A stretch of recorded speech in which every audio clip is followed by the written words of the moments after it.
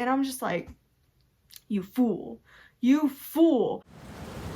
Hello, welcome to my channel. Today we're going to be doing a book review for a book I literally just read, and it is You're Invited by Amanda Giatisa.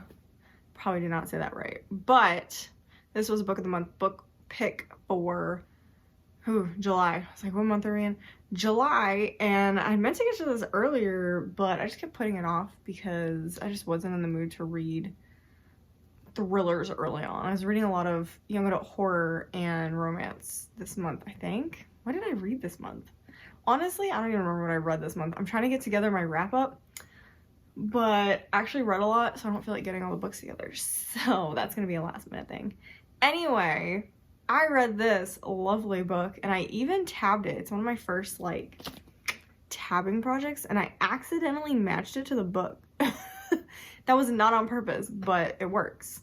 So basically I tabbed suspicious things with suspicious characters. So it's just fun to look back at and be like, oh, this is what I thought was going on. I had no idea. If I were to describe this book in one word, for me, I've definitely seen, like, some people really don't like this book. For me, it would be shocking. I did not see the twist. I didn't see anything coming. I've seen some complaints that it was predictable. I don't know how. Like, I don't know how you predicted, like, the big, like, yeah, there's little twists that are predictable. I don't know how you predicted the big twist, though. This was, in my mind, an absolutely bonkers book. So, that's what this review is going to be. It's going to be about how bonkers I thought this was. So, let's get into the plot of the book.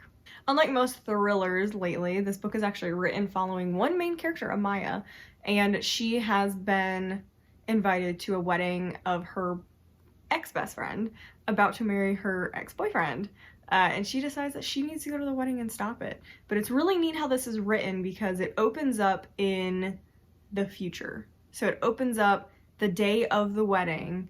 Something happened. I don't even want to say, like, what happens there because it kind of gives you a hint of where the book's going. I feel like this book is best read not knowing anything about it other than has to do with her going to stop a wedding. That's it. That's all you need to know.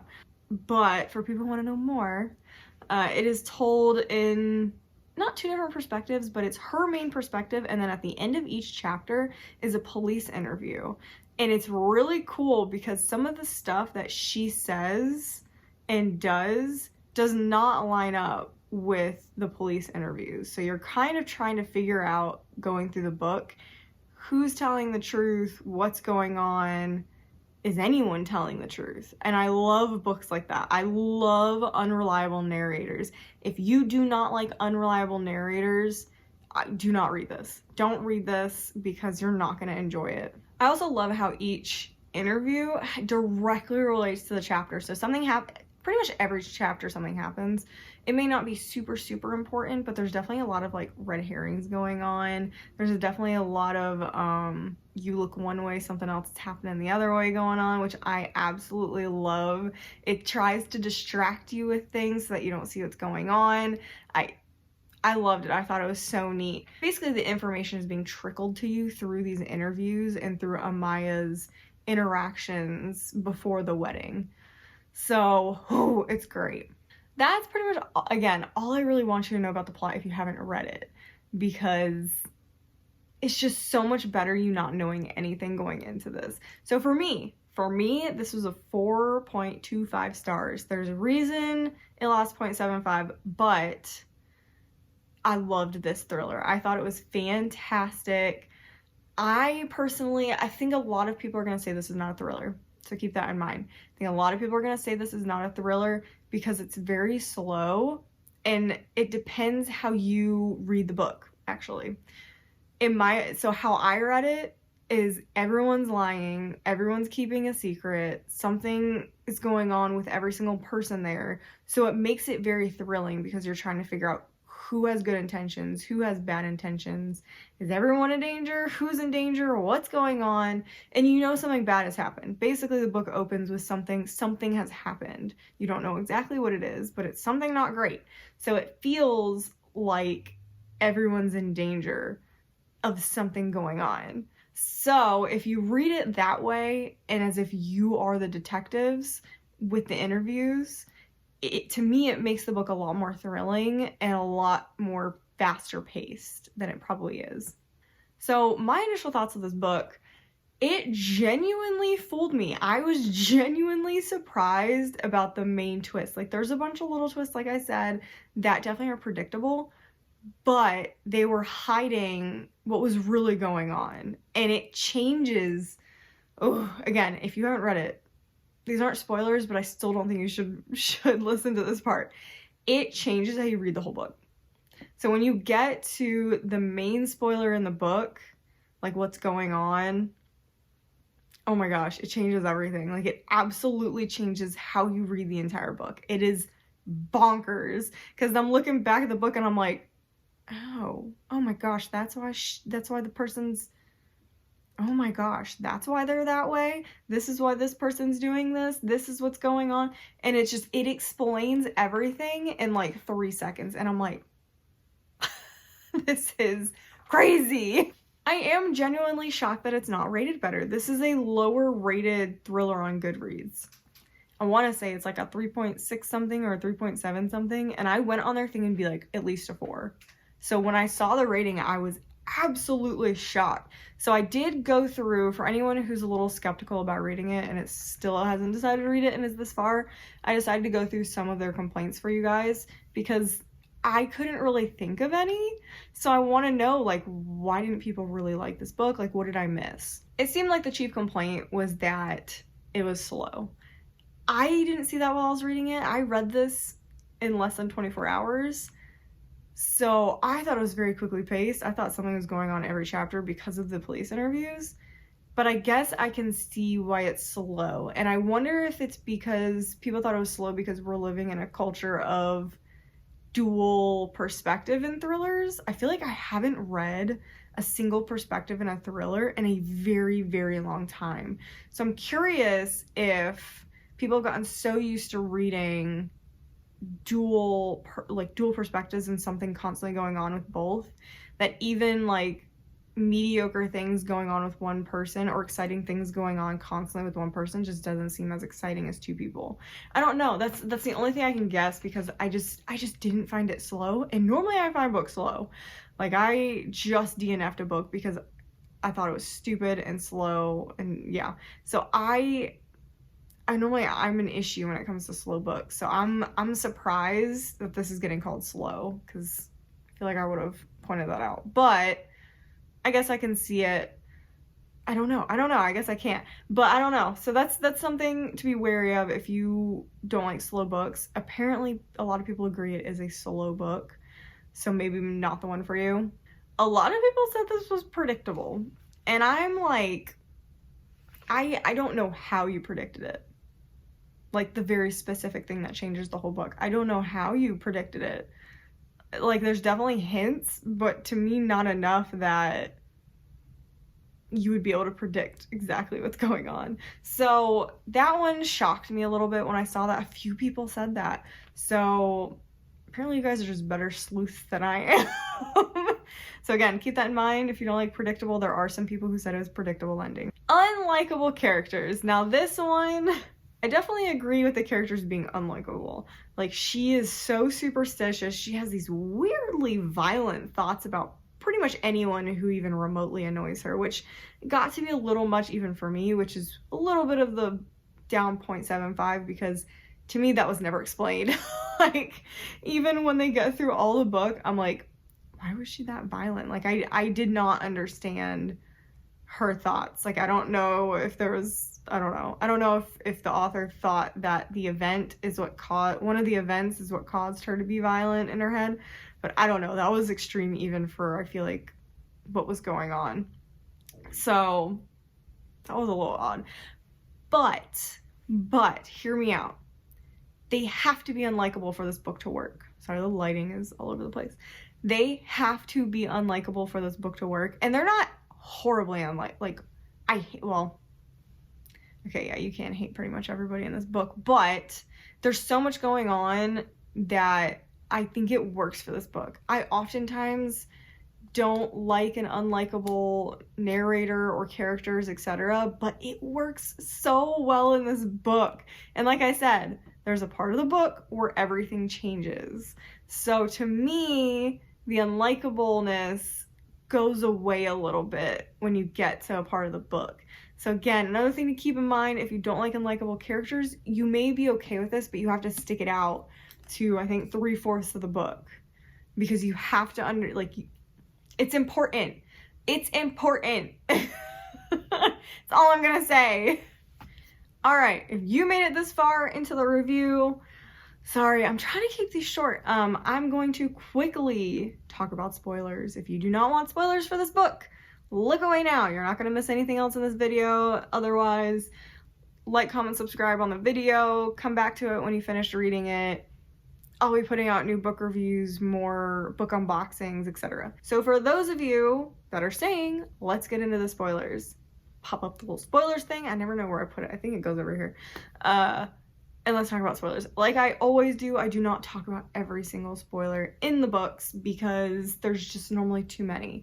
And like I said with this one, there's a lot of little red herring things going on. But we are going to talk about the spoiler, the one that changes the whole book. And it is Spencer, the ex-boyfriend, is the bad guy.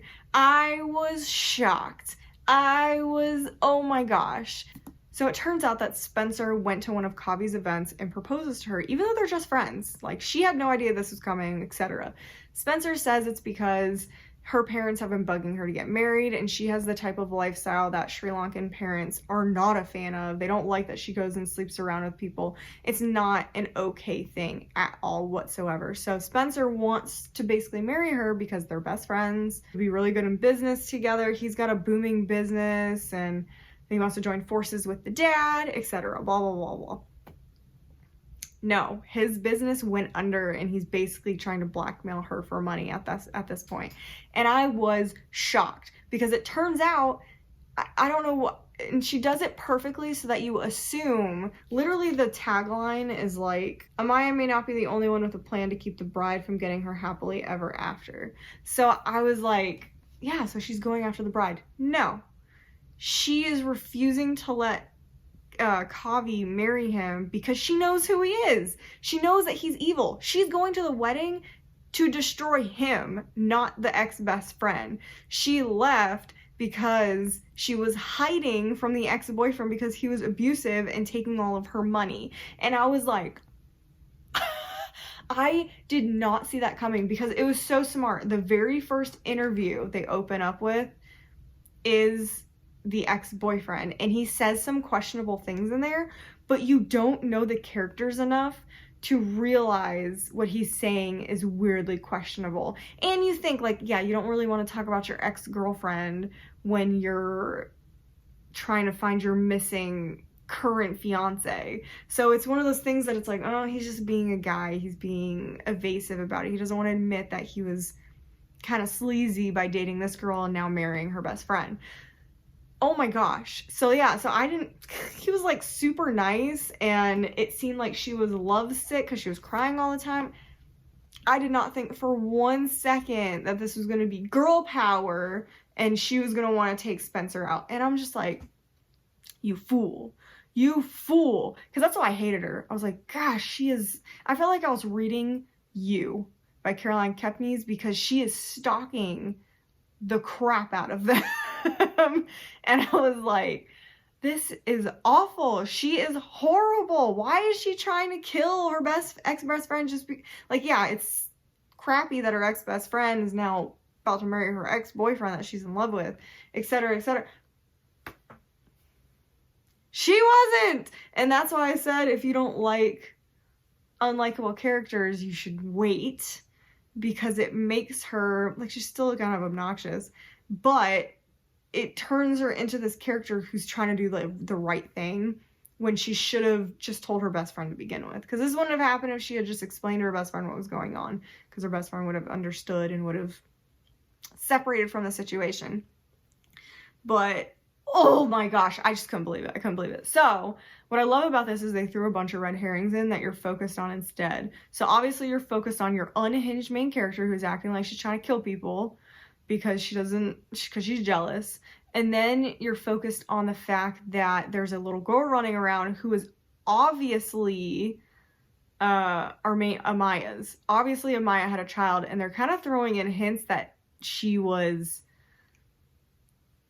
I wouldn't say sexually assaulted because they didn't hint at that. She had an affair with her best friend's dad, and that's why she left the situation, not because she was in hiding from the ex-boyfriend. So they threw stuff about the daughter in there, like there's an affair going on, stuff like that, and that's maybe why she broke up with Spencer. But that was a great red herring because it got you really focused on the dad to see what was going on there. And then the other thing they wanted you to focus on was the sister acting super weird. The sister was acting really weird the entire time. And it was a surprise to me that she ended up being the one who was Beth. Amaya has like a best friend online, and it turns out to be the sister provoking her, and she's the one who invited her to the wedding. Just a mess. It's just a mess. The little sister was such a brat. She was such a brat. The only other like spoiler was at the very, very end, and it's actually one of the reasons I took points off, because I just thought it was unnecessary. So basically at the end you find out that, throughout, I mean, you know, if you're probably watching this, but throughout the thing there's like weird instances where Amaya is loose cannon. She has boys over, a guy dies driving home, a bunch of this stuff. And it turns out at the end that it was all Kavi's fault. Kavi was the one who was involved in with the teacher. She was involved with the boy. She was the issue. She was a problem child, and Amaya just took the blame for everything because it was easier that way. And she didn't have a dad around to like deal with it, and her mom had died, so she just took the blame for everything. And you find out that Fiona, Kavi's mom, is the one who like orchestrated a bunch of the stuff. Like she's the one who accidentally killed the boy because she crushed up sleeping pills in the wine for some reason. So I took a little points off for that because I was just like, I didn't like that little twist. I thought that was kind of silly. And that Kavi learned absolutely nothing from this. Like she was like, oh, I guess I'm like my mom. And I'm like, you didn't learn anything from almost being killed, did you? No, you really didn't. So other than that little twist ending, I really enjoyed this book. I thought it was so much fun, and it's been a while since I really, well, actually House Across the Lake really shocked me, even though apparently everyone else knew, and I'm sitting here like a potato like, I had no idea in that review, but it's this one really got me, and I'm really happy it got me. I love getting got reading thrillers and mysteries. It's so much fun to like not be able to predict what's going on and be absolutely because that's how I felt. I was so yeah, so if you have made it this far, you've made it through the spoilers, you've probably read the book, so I would love to know what you guys thought about it, because I know a lot of people didn't like it. So I'm really curious what you guys liked about the book, but also what you guys didn't like about it. I really, really want to know what you guys didn't like, and I am excited to read those comments. So let me know what you guys thought about the book. Comment, like, subscribe. I'm going to have more reviews as usual. I was originally going to do a review for Firstborn, the other book of the month book, but yeah, that's the book I DNF'd. I hated it. So we'll get to that in my wrap up, if I end up doing a wrap up. But yeah, so thank you for watching this video, and I'll see you guys in the next video.